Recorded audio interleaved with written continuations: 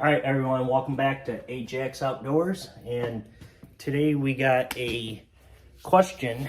I was on a live last night and I was watching this guy. He had a air gun. He always used open sights, iron sights. He never used a scope ever in his life. And he asked me to kind of demonstrate how to use a scope, what the left, the right, up and down means on a optic itself, such as a scope or a red dot or anything like that. So basically, the main thing is you want to get the right scope mounts. Depending on the millimeter, if it's a 1-inch tube, 30, 34 millimeter tube, you got to get the right mounts. So with that being said, basically, you want to pick the mount height.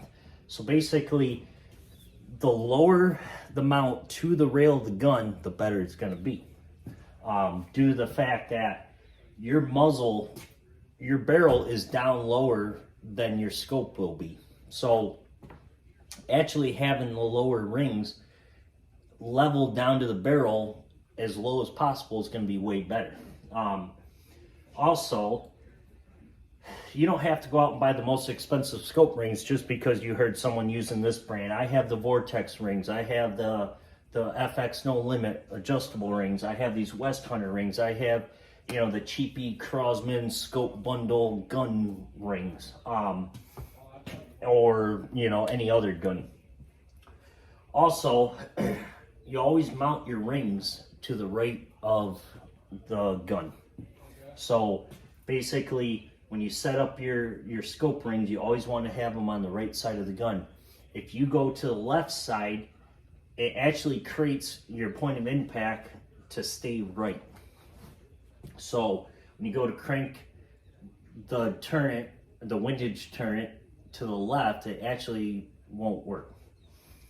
So you want to go ahead and just make sure that your scope rings are to the right, and you want to get the right rings depending on your rail.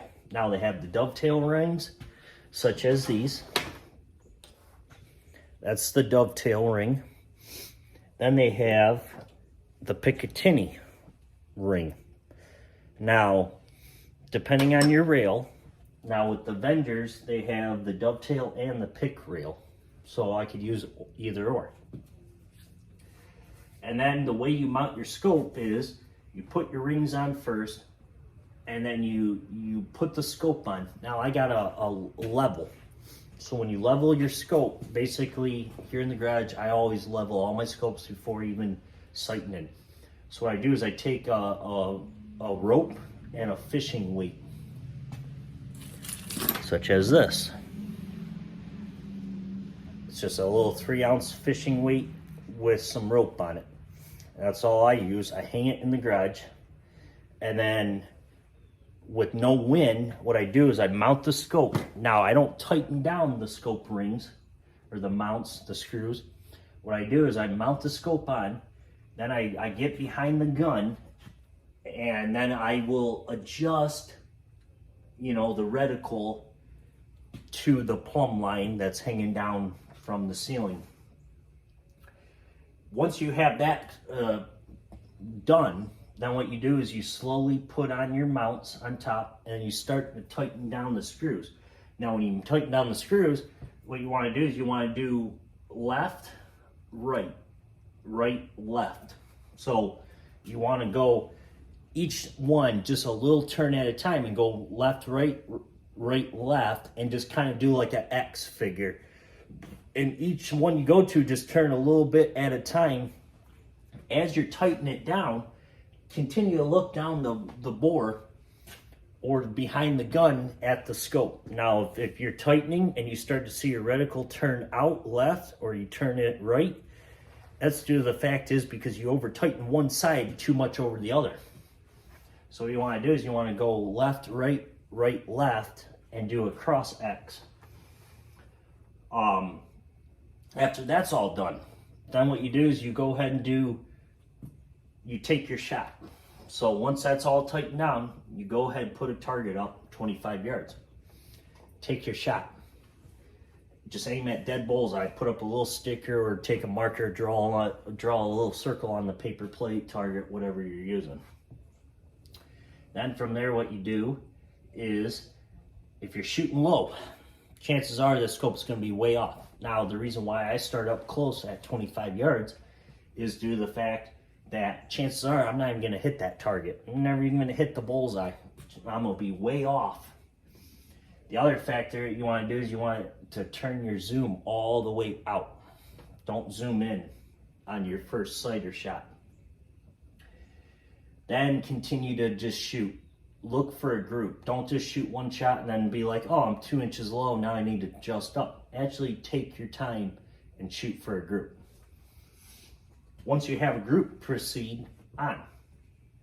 Then what you do is, if you're shooting low, you take your up and down turret, which is on the top, and you just turn up how many clicks you think it's going to be, such as every scope actually has a reading on it. So this Simmons Pro Target 3-9x40 has got a 1/10 mil. So 1/10 click at, I believe this is a 100-yard scope, I believe. Now it doesn't say. So you just go ahead and you crank up. So if you're 2 inches low, you do the math, you figure out, okay, I need to come up 3 clicks. Then what you do is, once you get the point of impact to be dead center of the crosshairs, or in line, then you go out to the desired distance you want to zero your scope. Now, when you go out from 25 out to 50, what's going to happen is your point of impact is going to change, because you were just right on at 25. So then you got to make your adjustment. Now, if you're shooting high, then you pull down or turn your turret down to the right. If you're shooting, if you need to come up, you go left on the turret. Now, let's say you shoot to the right at 50 yards. Well, then you go to your windage turret, which is on this side of the gun, and you turn it left. If you shot right, you go over, 3 clicks to the left, depending on how far over you are. And then if you're if you shot left and you want to go right, then you turn it the opposite way. Basically, that's all you guys do. That's it. And once you get it figured out on your windage and your elevation, then you just go ahead and just, mess with your up, down, left, and right. A lot of people figure, well, I'm going to take my shot, shoot, bam, fire, and then they start to adjust their windage or their up and down. What I always do when I go to sight in, I always shoot for a group before I even make any adjustments at all. A lot of people also go ahead and do this, which I've never done it. I heard a lot of people doing it, but I don't do it this way. Is they'll take their shot, they'll hold their gun on a steady rest, and they'll move their reticle to the point of impact. To me, that seems like it takes too long to do. I've done it. It does work, but I don't like it that way. The next thing is, if your scope's blurry, you adjust it to your eye. You turn this back knob on the back of the scope, and you can adjust it to your eye. So right now, my scope is set up perfectly to my eye from 10 yards out to 100 yards. So basically, guys, that's all it is. And then, obviously, you guys don't need a side shot at that moment. Clamp, that's just for video purposing. But anyways, guys, I hope that helps. Feel free to message down below, and if you have any other problems, please let me know. I'll try to get back to you guys. But that's how I do it. It's a pretty easy process. And then you just, if you got a mil dot reticle like mine is, once you sight in at your designated distance that you want your crosshairs to be dialed in at, then after that, then you can go, and start to use your mil dots at different distances, put out targets. Every 10 yards is what I do.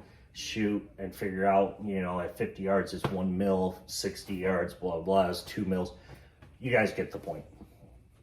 Now, if you're using a basic crosshair scope, that's where it makes it harder to judge the distance and how much drop there really is. So anyways, guys, I hope that helps. Pretty simple, not rocket science. So if you guys have any questions, please comment down below, and